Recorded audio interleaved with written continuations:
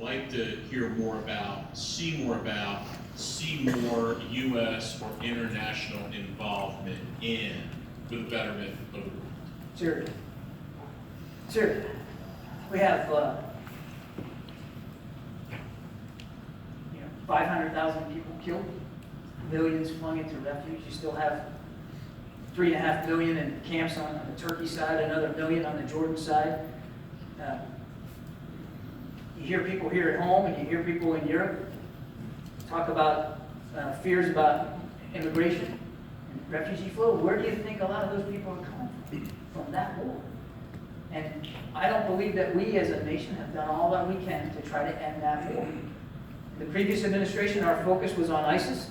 Our only military involvement was a counterterrorism effort there. We scrupulously decided not to get militarily involved in the Civil War. We also made a decision not to even provide any cooperation with the Russians in that effort.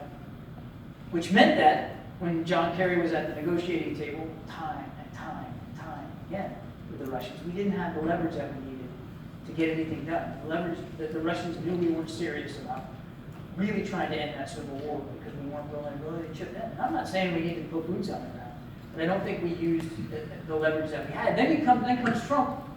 And he's bombed Syria twice now. He does have leverage. He has shown that he's willing to use force if need be. Now, it's very narrowly sculpted around the use of chemical weapons, but he's done it.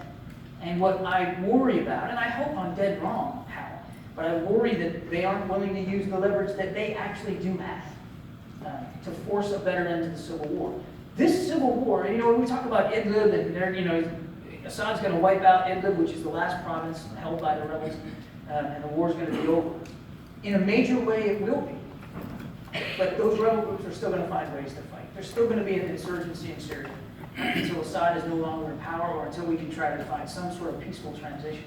Now, to be fair, the Trump administration has nominated and named a guy named Jim Jeffries, a career foreign service officer, absolutely superb, to be their special envoy for Syria to restart American leadership at the diplomatic table. I hope he's successful, because now's the time to do it. I mean, we've actually way past time to do it. But I don't feel like we talk enough about Syria and why it matters, not only to the Syrian people, but to our European allies and partners, and Turkey, our NATO ally, who is facing this onslaught of refugees. And we don't talk about, I think, what it does for our national security interests. Kerry used to say there should be nothing foreign about foreign policy.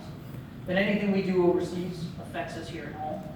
And the war in Syria certainly does that from many perspectives, not least of which is how ISIS used it as a safe haven. So I wish there was more time and space to talk Syria. But look, I mean, the news cycle is what the news cycle is. And right now it's all focused on the Supreme Court nominee, and so there's just only so many hours to fill out. But I think that's probably what's pressing.